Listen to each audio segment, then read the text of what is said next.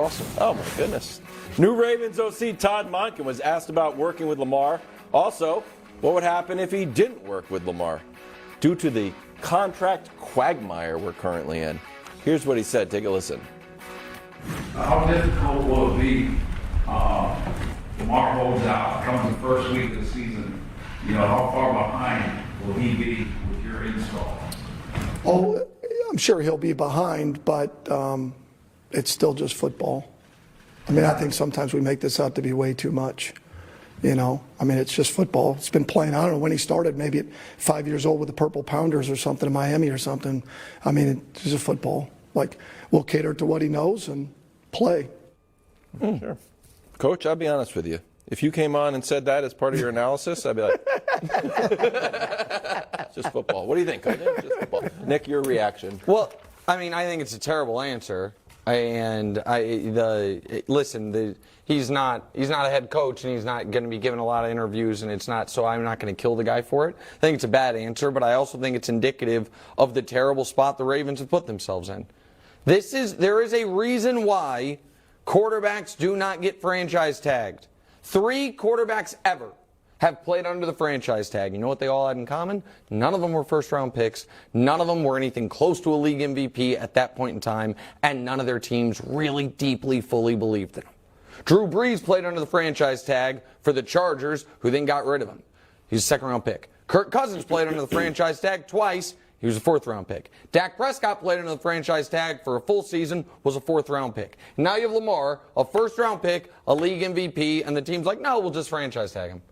It doesn't happen at this position, and one of the reasons I would imagine, Coach, is even if you're not installing a totally new offense, you need your quarterback there for hopefully OTAs, certainly training camp. And so people can understand this, where I give it to you. If they franchise tag him, he can sign it days before, if he ever signs it, days before the season starts, and there's no penalty. So I know on sports TV everywhere they're going to say Lamar Jackson's holdout. There is no holdout because he's not under contract. He would just be not signing it. And if you're trying to install a new offense, potentially with new weapons, and Lamar shows up September 9th, it's like, okay, I'll take my $45 million. Like the NFL calendar. No, I'm talking about real season. They hand it to him. He signs it whenever he wants. It's a brutal spot for the Ravens if he does sign it, because he can wait until days before the season starts.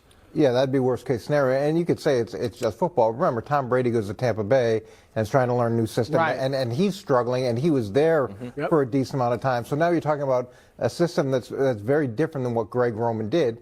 They're talking about tempo and no huddle and all these different things where Greg Roman's system was more deliberate, and they controlled time of possession. And so that's all a transition that he's going to have to go through. And he hasn't coached anybody like Lamar. He's coached Jameis Winston when he was a coordinator in Tampa, and then it was Baker Mayfield in Cleveland, and then Stetson Bennett. So he's got to get used to having an athlete like that and really figuring out what works in his system for him. It's a horrible situation to be in if that's how it turns out, where he comes in that late for both Lamar and for the Ravens. If Lamar's plan is to do that, if he's thinking if they're going to franchise me, I'm just going to wait till right before the season to sign, then Lamar should just ask for a trade right now. He should just say, look, we've been negotiating for a year and a half. We are miles apart. Trade me. Just trade me. That would enable him to get a little bit of control of the situation. Right now, they have all the control. I know he can not sign it, and that's a little bit of control, but they essentially control the situation. If he says, just trade me, we can't come to an agreement, then they either have to improve their offer significantly or trade him. Everybody will know now Lamar wants out. So I think that's what he should do, because if he were to come back right before the season, when he comes back, Coach, he needs to play well. Like, there are already questions about him because of the way he plays, because he's not that big for a running quarterback, because he's been hurt the last 2 years. Like, he can't come in and afford to not know what the heck he's doing and look bad in the offense. So I think he should say, look, trade me if indeed he's thinking about doing this. Well, the exerting control, depending on how that injury really played out the last season, the season before, and that's where the control can come into play. When you're dinged up a little bit, you can make a decision. Do I wait till I'm 100% healthy, or do I come back and play through it? And when you've got this kind of money on the line, you wait till you're 100% healthy, and that's another way to exert control. Theoretically, I don't think he would do this, but just theoretically, he signs the franchise tag. Maybe, let's say it's the exclusive tag. Yeah. And in the first play of the game, he gets hit. You're like, you know what? Not 100%. And then sits for the. It's like almost like a quiet quitting. Of course. Look, I had a guy one time who had a back injury the week before the season, and then his contract got signed and the injury disappeared. Oh. And it was one of those things where everybody knew what the back injury was, but that was real leverage that they have. And you never want to get into that, and you never want to question an athlete's injury or not injury, but that part of the world exists. This is headed in a terrible direction. And like any divorce, if you're going to ultimately get divorced, the earlier you admit it and rip the Band-Aid off, the better it is for everybody. Okay. And so, I don't know. Very personal there. No, it's not. But you start to like get quiet and like look at Child of divorce. Really brought it down here's there. a story. Diana Rossini had a great report. Said that the Jets told Derek Carr he could be a first ballot Hall of Famer if he wins in New York. What? Okay. You want to go here? Yeah, I would like to Okay. go quickly. Brew, how many people do you think are in the Fresno State Football Hall of Fame? Give it a guess. Give it a guess. 7? 71. Oh. Derek Carr, not one of them. So let's That's work on ridiculous. that. It's He true. should His be brother in it. is. He's not. So let's work on the Fresno State Football Hall of Fame Okay. before we get to Canton. Here's the reason, though, even though he's not going to be any ballot Hall of Famer, I think the Jets should do this. I have an unbelievable graphic for you. 36 quarterbacks last year threw at least 175 passes. You want to see the 3 lowest rated ones? It better not be. Let me Mac just show Jones. it to you. Mac Jones It's better not. be on this. No. Thank goodness. 36 quarterbacks okay. threw at least 175 Wow. All passes. 3 of theirs were the The lowest. worst, the second worst, and the third worst were Jets. That's So a you great don't graphic. you don't have to be great for it to be a great upgrade on a team that, despite that, was 7-4 last year at one point in time. Well, why would you say this? Why would you say? Look, if I'm Derek Carr's agent, I'm a first ballot Hall of Famer.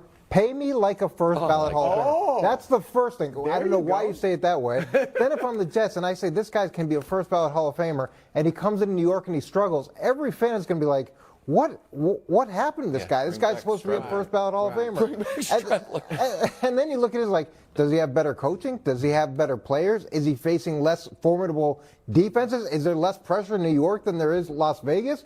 Like, what value comes from this statement for anybody involved, except maybe Derek Carr and his agent, who then can negotiate like a first ballot Hall of Famer? I agree with you, Coach, but let me say this. Oh, come on. First of all, you win a Super Bowl in New York, it doesn't mean you're a Hall of Famer. Phil Simms won 2, Hostetler won 1, Simms won 1. They're not Hall of Famers, obviously. Eli, will he be first ballot? No. He'll get He'll in at some probably point. He's get not gonna in, be right? first ballot. But I'm just going to say this. Oh my gosh. If Derek Carr because he's already made 4 Pro Bowls, equal to Eli in 9 years, and Eli played. Hold on. Just let me say this. Do I think Derek Carr is going to make the Hall of Fame? No. Bro. But what I'm saying is this. Bro. If he goes to New York, and wins he's 4 in a row? 31. No. And has 5 really good seasons. Yeah. And they win a Super Bowl? No, bro. Are you telling me there is everything is Coach, bro, you know this. Bro, you everything did this last is year with Matt magnified Stafford. in New York. You did this no, with Matt Stafford. I didn't. You I did. just said it And might be a discussion. No, bro, you did this with Matt Stafford. If and he then has this 5, year, Coach, no. and then at the In beginning New of York, this year, it's magnified. No, Brew does this thing. If you're bad in New York, it's the he worst. If you're says good in New York, it's the best. And then 9 months later, he's like, some people were saying, you did hold this on, with hold on. Stafford. You were Hold like, on. some people were saying Stafford was going to be Hall of Famer, and then some people were Who's you. better, Phil Simms or Derek Carr? Derek Carr had better regular season so far than Phil Simms. I think Phil obviously Simms better is than better. Hostetler. You look at the regular season records, and just production, and Carr's been 30 better. years ago, okay. And I'm not just talking about the raw numbers. Carr, Eli, I think is an art in the regular season, but Eli was mediocre in the can't do regular it. season. It's an Guys, argument. we got an hour left in the show. I'm gonna have just to leave. saying. Am I off base? You're off base. If he has 4 ballot great Hall of Famer? Like, Now, Brew's now going to be like, I'm in ballot- 6th ballot. No, Hall of Fame's Hall of Fame to me. If he has 4 or 5 great years with the Jets, So what? and they win a Super Bowl, He's not going to the Hall of Fame. He's not a Hall of Famer. I think it's out there. I don't mind it. You just put it out I think there. it's out there. They are saying it. I heard it. It's out there. He's Bro, saying how many people. quarterbacks from this era are making the Hall of Fame? If Carr makes it, we got to put 13 in. Do Matt I think he's Ryan's going to in, make it? Phil No. Rivers is in. But does Matt Cam Ryan is have in. a Super Bowl? Does Cam have a Super Bowl? They went there and they won league MVP. They didn't No, win. you gotta They win didn't Super win. Bowl. The answer is no. You're putting Stafford in. No, I'm not putting He won